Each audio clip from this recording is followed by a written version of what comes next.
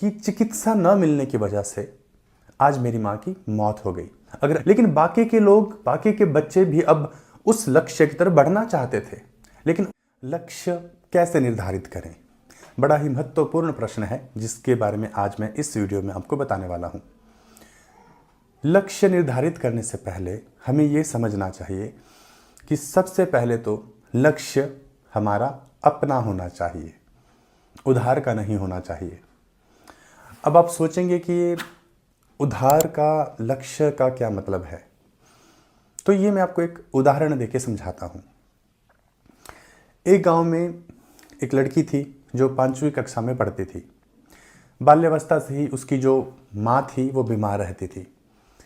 लड़की गरीब परिवार से संबंधित थी। पिता शराब पीते थे, दारू में ही मग्न रहते थे और कोई काम काज नहीं करते थे, जिससे उनका जो जीवन था वो आर्थिक रूप से बड़ा ही कमज़ोर था। माँ बीमार थी, उनको उपचार नहीं मिल पाया, डॉक्टर्स नहीं मिल पाए और चिकित्सा ना मिल पाने के कारण से उसकी माँ की मृत्यु हो गई जब वो 5वीं कक्षा में थी। अब माँ का साया जब छिन जाता है तो जीवन बहुत ही कठिन हो जाता है। लड़की है, बाप नालायक है, अगर कोई समस्या भी है तो किससे कहे? माँ जो कि एक सहेली की तरह होती है, उसका साया छिन गया। तो उस दुख और संघर्ष से उस लड़की के मन में एक भाव उत्पन्न हुआ। उसने सोचा कि चिकित्सा न मिलने की वजह से आज मेरी माँ की मौत हो गई। अगर अच्छी दवाई मिल जाती, अच्छा डॉक्टर मिल जाता तो शायद आज वो जीवित होती। तो वहाँ से उसके भीतर एक मोटिवेशन पैदा हुई, एक ऐसा भाव उत्पन्न हुआ जिसे कोई काट नहीं सकता था। और उसने निर्णय कर लिया कि मैं भी एक दिन डॉक्टर बनूंगी और ऐसे गरीब लोगों की सहायता करूंगी, जैसे मेरे सर पर से माँ का साया उठ गया, ऐसा किसी और के साथ ना हो। क्योंकि उसने एक बुरा वक्त देखा, वो नहीं चाहती थी कि और लोग भी वैसा ही बुरा वक्त देखें। तो उसी दिन से उसने कठिन परिश्रम करना शुरू कर दिया। उसने अपना पूरा ध्यान अपनी पढ़ाई में लगाना शुरू कर दिया। जब बच्चे खेलने कूदने जाते थे तब वो एकांत में पढ़ाई करती थी। जब लोग शादी समारोह में जाते थे तो वो एकांत में अपनी पढ़ाई करती थी। और फिर वो दिन आया जब वो डॉक्टर बन गई। अब जब वो डॉक्टर बन गई तो नाम होने लगा, अखबार में खबरें छपने लगी, लोग उसकी तारीफ करने लगे। तो उसकी जो सफलता है उसको देखकर अब क्या होने लगा कि गांव के सभी लोग उस सफलता से मोह गए।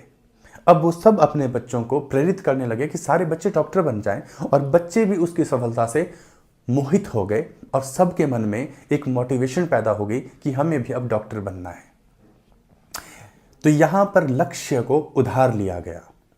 उस लड़की का जो लक्ष्य था अब सब ने उसको उधार ले लिया। लेकिन फिर भी फर्क है यहां पे। लड़की डॉक्टर बनी क्योंकि उसका एक लक्ष्य था जन सेवा करना, जन कल्याण करना। उसके जीवन में बहुत सारी चुनौतियां आई। गरीबी सबसे बड़ी चुनौती है, क्योंकि गरीबी एक अभिशाप है। तब भी वो पढ़ती रही, कितने ही डिस्ट्रैक्शंस आई तब भी वो पढ़ती रही।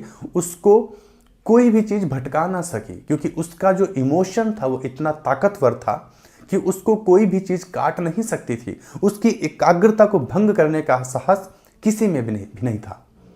इसलिए उसने अपनी मंजिल को पा लिया। लेकिन बाकी के लोग, बाकी के बच्चे भी अब उस लक्ष्य की तरफ बढ़ना चाहते थे, लेकिन उनके भीतर मोटिवेशन नहीं है, क्योंकि वो तो सफलता देखकर मोहित हुए हैं। इसलिए कितने लोग अपने लक्ष्य को हासिल कर पाएंगे? अगर कुछ हासिल कर भी लेते हैं तो क्या उनके भीतर वो जन कल्याण करने की भावना होगी? ये एक बड़ा सवाल है। डॉक्टर्स देश में बहुत हैं। कुछ डॉक्टर्स अपने जीवन को बस जन कल्याण में लगा देते हैं, और कुछ ऐसे भी हैं जिनका उद्देश्य मान सम्मान, प्रिविलेज और पैसा कमाना ही होता है। तो मैं आपको यह बताना चाह रहा हूं कि पहला, लक्ष्य आपका अपना हो, उधार का ना हो। क्योंकि जब लक्ष्य अपना होगा तो आप हमेशा ही जन कल्याण कर पाएंगे और भटकेंगे नहीं। निरंतर उसकी तरफ बढ़ते चलेंगे, चाहे कितनी भी बाधा आ जाए। ठीक एक वीर योद्धा के जैसे ही। मान लीजिए एक योद्धा है जो युद्ध करने मैदान में जाता है, युद्ध क्षेत्र में जाता है, रणभूमि में जाता है। वहां उसके ऊपर जब भी घाव होता है ना, जब भी कोई अस्त्र उसको जख्मी करता है, उसको तब भी आनंद आता है। वो तब भी गर्व करता है अपने जख्म को देखकर, उसको वीरता अनुभव होती है। लेकिन सोचिए कि उस योद्धा को देखकर अगर कोई दूसरा व्यक्ति भी उसके साथ युद्ध मैदान में चला गया हो तो क्या होगा? जब युद्ध होगा, जब घाव लगेंगे, जख्म लगेंगे, तो दूसरा व्यक्ति तो ये सोच रहा होगा कि किस बुरी घड़ी में मुझे इसके साथ यहां आने का विचार भी आया था, और वो मौका ढूंढ रहा होगा कि कब उसको वक्त मिले और मौका पाकर वो पतली गली पकड़ के निकल ले वहां से।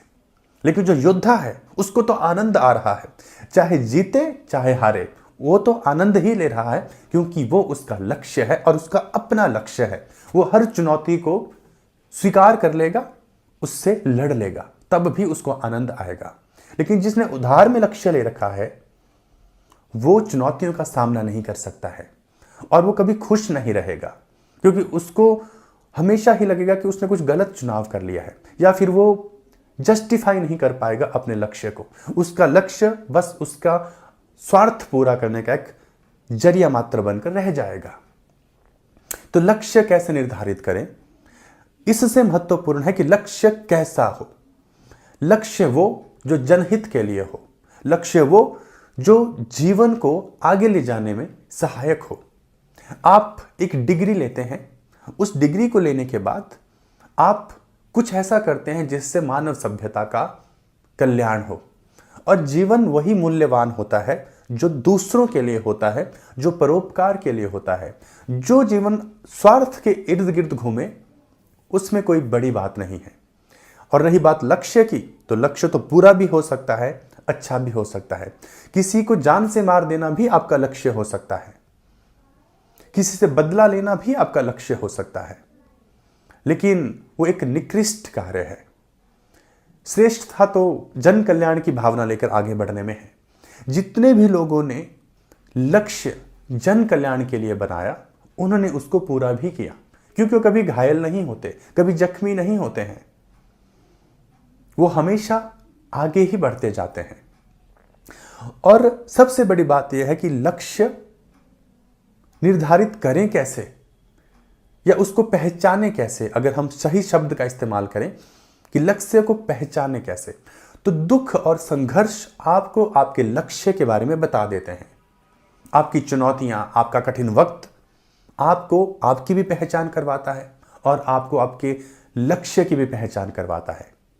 और दूसरी बात यह है कि अगर आप खुद को नहीं जानते हो तो आप अपने लक्ष्य को पहचान नहीं सकते। लक्ष्य को पहचानने के लिए जरूरी है कि आप खुद को जानने का प्रयास करें। जितना आप खुद के निकट जाएंगे उतना ही लक्ष्य स्पष्ट नजर आने लगता है। जब तक आप खुद को नहीं जान पाएंगे, लक्ष्य नजर नहीं आएगा, और फिर आप दूसरों की सफलता से मोहित होकर उनके ही लक्ष्य को उधार लेते रहेंगे। और सबसे बड़ी बात यह भी है कि क्या आपको आपका लक्ष्य चुनने का अधिकार है या फिर नहीं। क्या आपको स्वतंत्रता है या नहीं, क्योंकि आजकल तो आप क्या करने वाले हैं इसका चुनाव भी माता पिता ही कर लेते हैं, या माता पिता अपने सपनों को अपने बच्चों पर भी थोप देते हैं कि जो हम नहीं कर पाए वो अब आप पूरा करो। तो ये कोई सही बात नहीं है। बच्चों का अपना एक इंटरेस्ट हो सकता है, उनके भीतर कौन सा तत्व बलवान है उसी के हिसाब से बच्चे को आगे बढ़ना चाहिए, अपने स्किल को इस्तेमाल करना चाहिए, और उसका इस्तेमाल हमेशा ही समाज की भलाई के लिए होना चाहिए। जो व्यक्ति अपना जीवन दूसरों के लिए इस्तेमाल करता है वही हमारे शास्त्रों के हिसाब से भी सर्वश्रेष्ठ जीवन माना जाता है। ऐसे व्यक्ति को फिर अध्यात्म की भी आवश्यकता नहीं होती, क्योंकि वो अध्यात्म में ही है। क्योंकि जीवन दूसरों के लिए जीना एक कर्म योग है, और कर्म योग भी तो अध्यात्म ही है। भगवान कृष्ण ने, भगवान शिव ने जीवन में अलग अलग योग के बारे में बताया, जिसमें कर्म योग एक है, जिस पर चलकर भी मनुष्य खुद को जान सकता है, ईश्वर को जान सकता है। तो लक्ष्य वही जो जन कल्याण के लिए, जो अपना हो, उधार का नहीं हो। मुझे उम्मीद है कि आज के इस वीडियो में आपको समझ में आ गया होगा कि लक्ष्य कैसा होना चाहिए, सर्वश्रेष्ठ होना चाहिए, और अपना होना चाहिए। उम्मीद करता हूं आप कुछ सीखेंगे और अपने लक्ष्य को पहचानने की कोशिश करेंगे, खुद को पहचानने की कोशिश करेंगे। मैं फिर लौट कर आऊंगा, तब तक के लिए अपना ख्याल रखिए।